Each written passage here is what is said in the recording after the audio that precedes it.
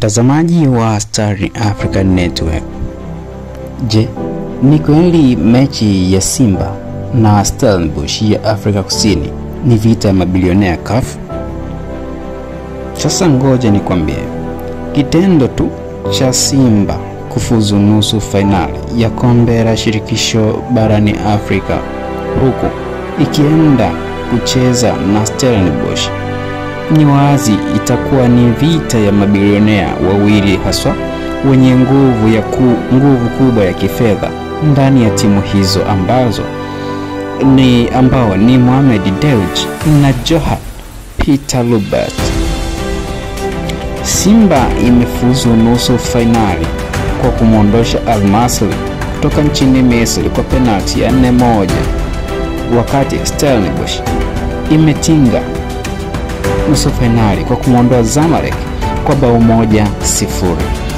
Mechi ya kwanza itachezwa Aprili 20 katika uwanja wa New Amani Complex, Simba ikiwa mwenyeji, kisha Aprili 27 ataenda ugenini Afrika Kusini kusaka nafasi ya kucheza finali za kombe la shirikisho barani Afrika.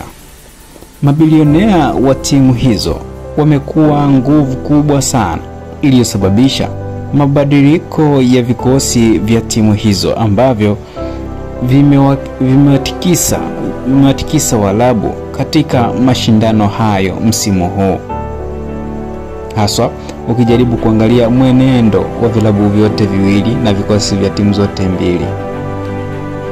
Hivi karibuni kupitia jarida la Forbes 2025 limemtaja Mo Dewji kuwa miongoni mwa watu matajiri zaidi duniani, akiwa na utajiri wa dola za Marekani bilioni 2.2 sawa na Tanzania shilingi trilioni 5.7.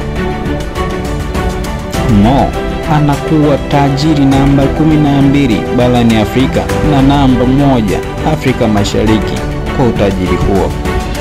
Wakati Simba ikiwa na Mo Dewji, Stellenbosch iliyoanzishwa Agosti 3 mwaka 2016 ipo chini ya umiliki wa bilionea Johan Lubert ambaye ni mfanyabiashara kama ilivyo kwa Mo Dewji, ambapo yeye makazi yake yapo nchini Afrika Kusini. Lubert ni mwenyekiti wa kampuni ya Richemont yenye makao yake makuu nchini Uswizi na kampuni ya Lemglo yenye makao yake Afrika Kusini. Tangu Aprili 2010 amekuwa mkurugenzi mtendaji wa Company Financial Richemont. Kwenye orodha ya Forbes ya mwaka 2025, Lubert na familia yake wanashika nafasi ya pili kwa utajiri barani Afrika, nyuma ya Aliko Dangote wa Nigeria, ikiwa ni makadirio ya jumla ya thamani ya dola za Kimarekani bilioni 15.2 na dola bilioni 17.7 kulingana na Bloomberg Billionaires Index. Lemglo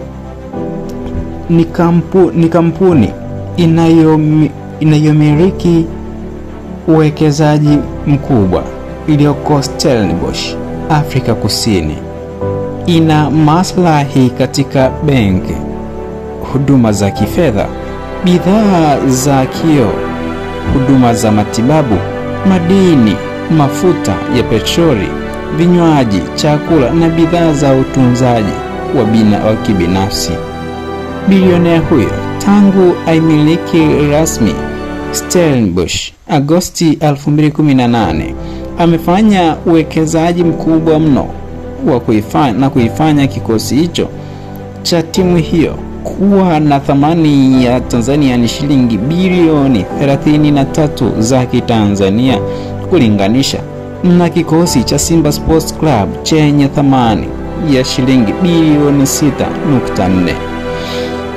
Je, ni kweli ya kwamba licha ya upinzani baina ya vikosi vyote viwili. Lakini je, hii ni vita ya mabilionea wawili? Je, kwa thamani ya kikosi na ubora wa vikosi vyote viwili ukilinganisha thamani, je, unampa nani max? Unampa nani credit ya kusonga hatua ya finali? Je, ni Simba Sports Club kutoka jijini Dar es Salaam nchini Tanzania, au ni Stellenbosch kutoka jijini Stellenbosch nchini Afrika Kusini?